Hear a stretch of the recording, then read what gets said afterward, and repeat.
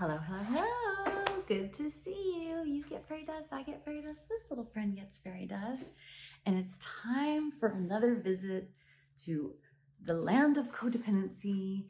We're diving into the book Codependent No More. I am on, I cannot wait to start talking, bitch. Page 76. And we're talking about a woman who is married to an alcoholic. So it's a woman that Melody Beatty is writing about. Okay.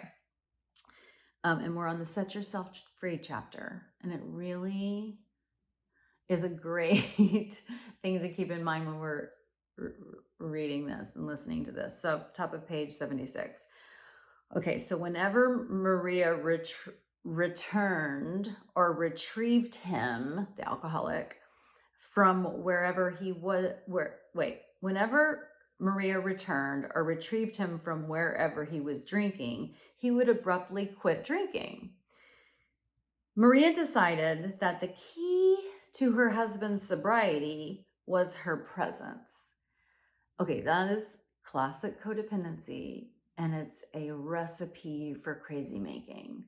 So because from her trauma or whatever, her conclusion was rescuing, that her presence was going to be the thing that kept him clean. And notice, like, something on the Bitchifesto is advanced bitches don't chase adults. Like, we don't chase adults. And so this would be chasing adults. Like, notice, I mean, it would be also still dysfunctional if he asked, hey, and this is habit, hey, I can only stop drinking if you stay with me.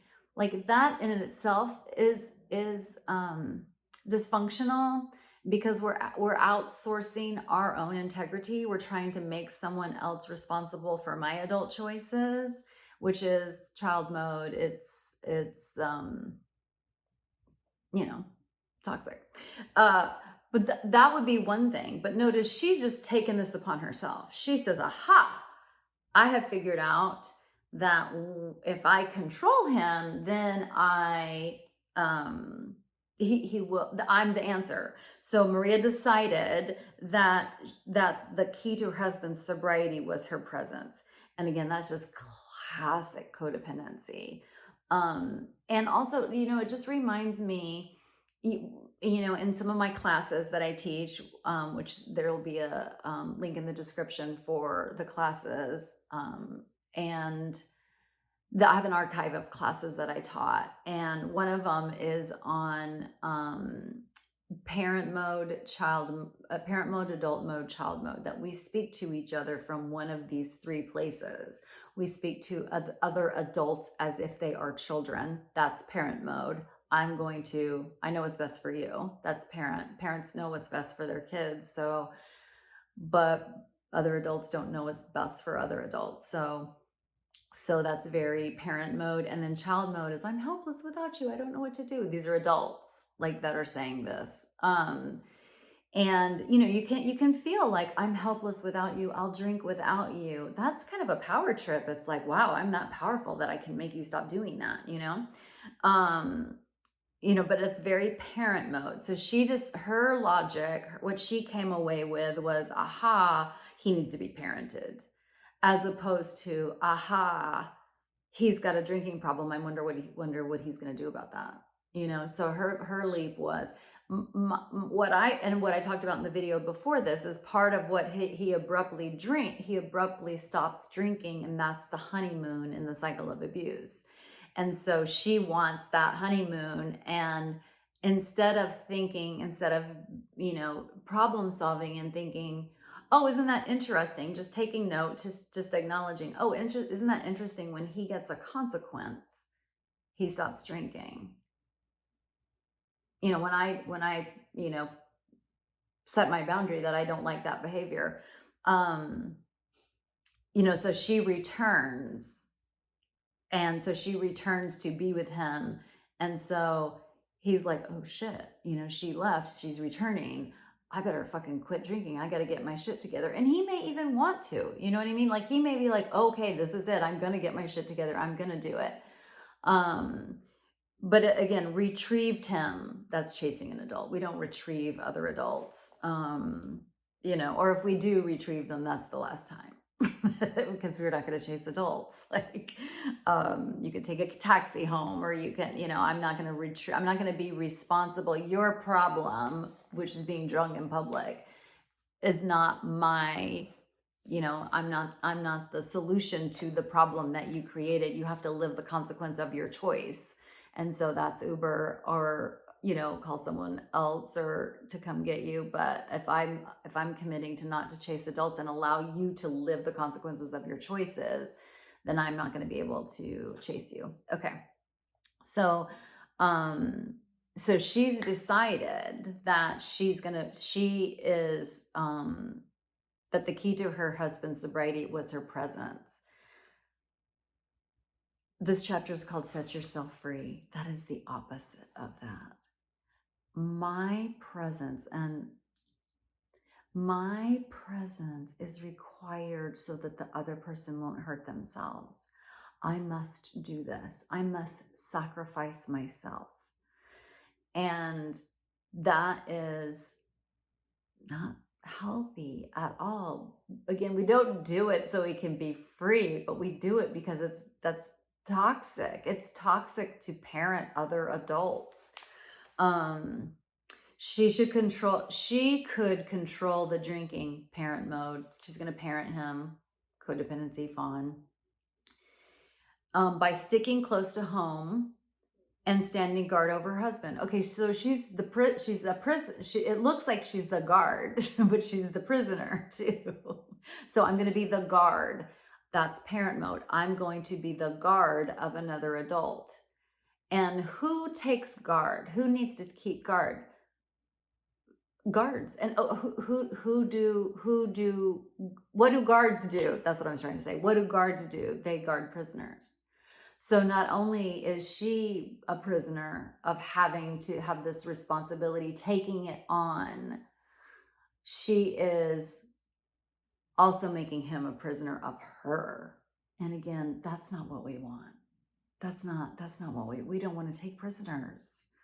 That's what it's all in the guise of like, we're helping people when we're actually taking them as prisoners. And we don't want that for them. We don't want to do that to anybody. We want everybody to be free. We don't want to make other people prisoners.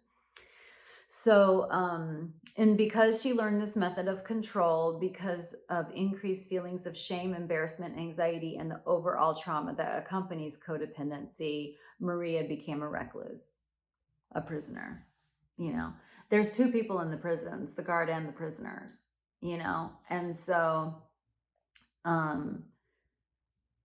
it's funny, there's a saying, I don't know how it goes, but it's like, the thing that you defend yourself, you have to be careful, because the thing that that you're trying to defend yourself from, you actually create.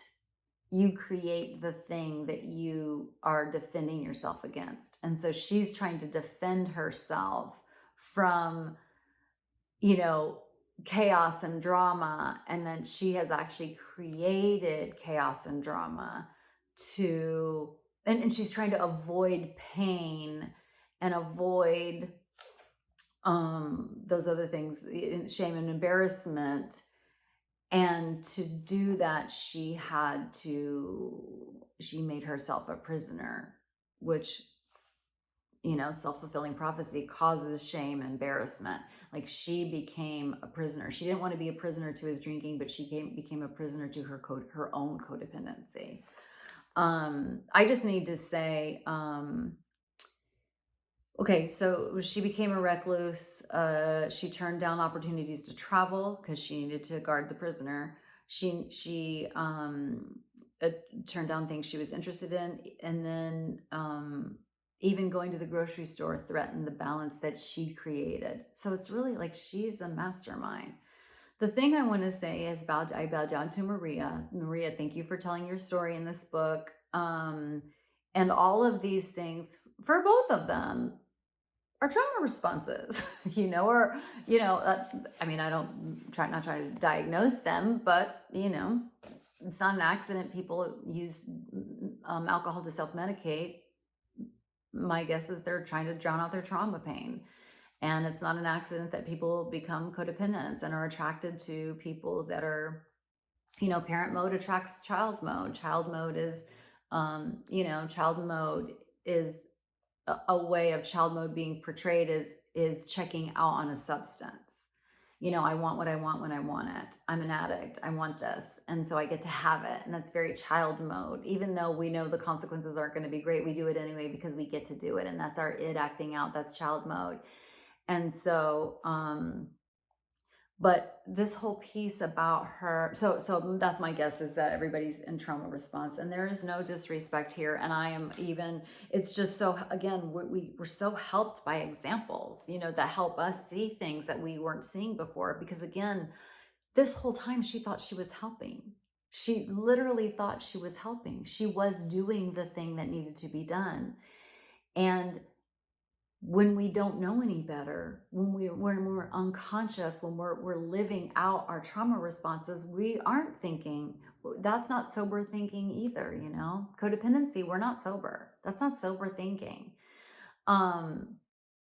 So, and it's easy for us to like, oh, Maria, like we see what you did. I don't feel that way at all. I was Maria. I am Maria sometimes still.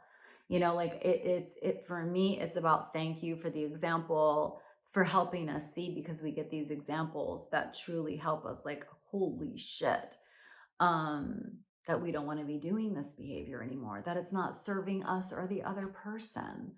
And so I hope that's helpful. I love recovery. It's hard. I don't like, you have to do adult shit as recovery. And I say this as an addict and as a codependent. Like sometimes I don't want to be an adult. I just want to check out.